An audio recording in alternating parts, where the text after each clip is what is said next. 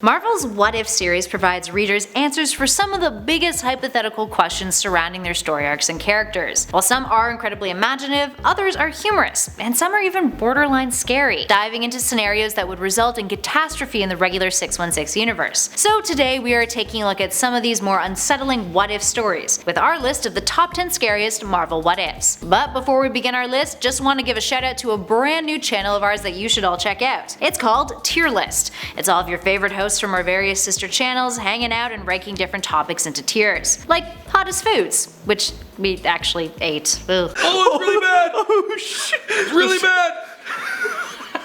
Oh! I have fix that. Dude, if you I can't do anything about it! Anywho, check it out. A lot of familiar faces, including yours truly. Now on to our list.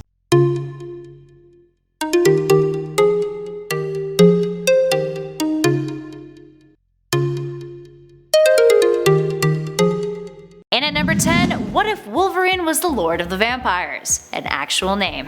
This one comes from Volume 2, Issue 24 of What If. This issue of What If saw Wolverine get bitten by Dracula, along with several of his fellow X-Men. Because of his willpower and utter remorselessness, Wolverine didn't fall victim to Dracula's mind games, allowing him to challenge the iconic vampire to a fight for leadership. He defeats Dracula and then goes around the rest of the Marvel Universe with his miniature vampire army, sucking various X-Men characters dry until the Punisher shows up. And this is no regular Punisher. He's the Punisher possessed by Doctor Strange's spirit. The two have a gruesome battle, and eventually Strange is able to tap into whatever remains of Logan's humanity, setting him free of his bloodlust. Moving on to number 9, what if Doctor Strange had been a disciple of Dormammu? From What If Volume 1, Issue 18. This title sees mystical hero Doctor Strange having a similar origin story as to the one he had in the comics. He's an arrogant surgeon whose hands are injured in a car accident, and he seeks out the Ancient One to help. But upon arriving, the Ancient One sends him away, and Baron Mordo, instructed by Dormammu, decides to heal Strange's hands by using dark magic. Now because of this, Strange never learns to push away his selfish tendencies and become a hero, and instead he's convicted of malpractice and stripped of his license when he returns to being a surgeon. Mordo then introduces him to Dormammu, who promises to give Strange the power he really craves. The Ancient One, along with other mystic forces, try to fight Dormammu back, along with Strange and Mordo, but are forced to surrender. Dormammu tells Strange he can only have one disciple, so Strange kills Mordo. Luckily, by the end of the story, Strange changes his ways and turns on Dormammu. And at number 8, what if Venom had possessed the Punisher? Anytime the Venom symbiote gets involved, you know you potentially have a deadly situation on your hands. Enter What If Volume 2, Issue 44. What if Venom had possessed the Punisher? Talk about a lethal combination, quite literally. In this story, Frank Castle finds the Venom symbiote after Peter Parker disposes of it after Secret Wars, and ends up bonding with it, becoming a more murderous version of it. He kills Tombstone and Kingpin, and eventually discovers that the symbiote has been trying to take over him by controlling him when he's asleep at night. Eventually the two have an internal struggle, and Frank gets control over the symbiote, with all the superheroes being like, yeah, that's cool, you'll probably come in handy someday anyway, so like, we're fine with this. Moving on to number 7, what if Captain America led all of the heroes against registration? This one comes from What If Civil War, from a period of time in which What If titles didn't have a single title on their cover anymore. Now in this story, Tony Stark is already dead because of the extremist virus. Captain America is then left unopposed when speaking out against registration, and the government takes more extreme measures because of it. They use human-piloted sentinels to assassinate several different superheroes, and Cap then leads the rebellion, up until a strike coordinated by Maria Hill and Henry Peter Gyrich kills Captain America. Gyrich becomes president of the US afterwards, running on a metahuman control platform. All in all, pretty dark reality. Up next, number 6, what if Vision of the Avengers conquered the world? Fascist Vision, anyone? From What If Volume 2, Issue 19, this story explores an alternate reality in which Vision decides he can make the world a better place by tapping into every single computer on the globe. This issue came out in 1990, so the greater implications of the internet and digital sabotage were yet to be realized, friends. But regardless, Vision ends up taking over the world, calling himself Ultra Vision.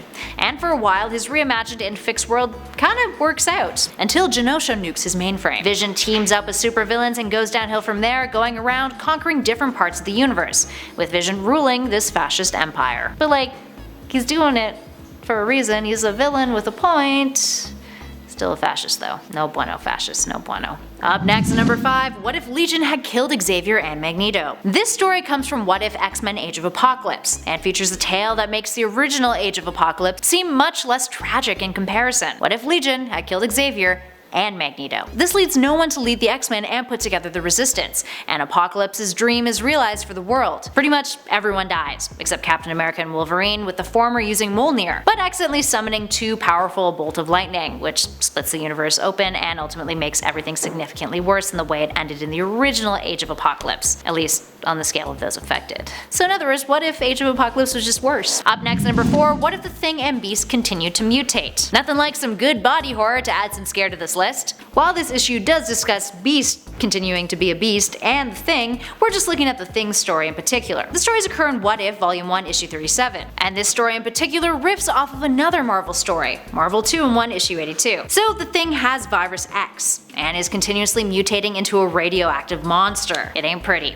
Despite Cap and Giant Man finding a cure, the Thing's situation becomes a bit of a lost cause, with him mutating to the point where the cosmic energy that causes transformation and superpowers is released from his body. Eventually, that actually turns out for the better, with him being cured of his ailment as a Thing, returning to regular old Ben Grimm. But the process of his mutation is definitely scary as hell, and makes for a frightful tale. Up next at 3, what if the Gamma Bomb spawned 1,000 Hulks? 1,000 Hulks? Yeah, sounds like utter mayhem. So this Earth has a different history than the 616 Earth. Back in 1944, during the end of World War II, the US, instead of dropping atomic bombs on Japan, dropped gamma bombs, which caused the people of Japan to transform into Hulk creatures. Among these Hulks are an intellectual group who form the Emperor's Oni, and they hunt down the superheroes of Earth from the Golden Age era. They took over the US, and 40 years of oppressing the human race later, it's revealed that the gamma radiation may be slowly killing them off. That's when Nick Fury comes out of the shadows with S.H.I.E.L.D. leading a resistance. The story ends with the Resistance fighting against the Oni. That's it.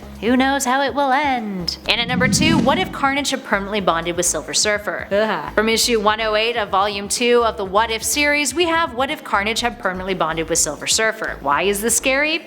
Well, imagine what Carnage would do if it had the power cosmic at its disposal.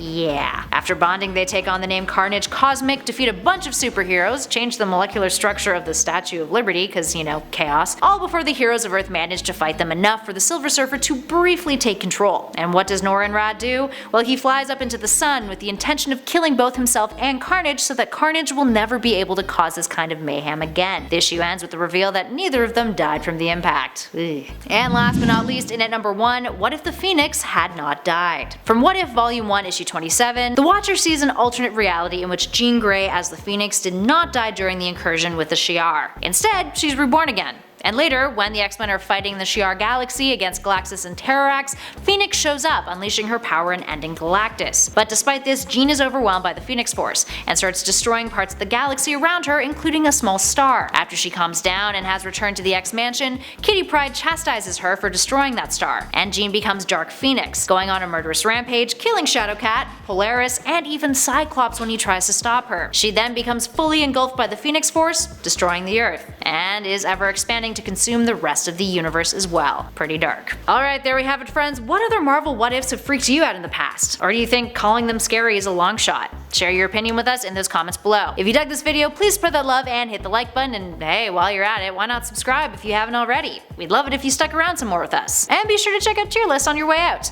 In the meantime, thanks for watching, friends. I'll catch you all in the next video.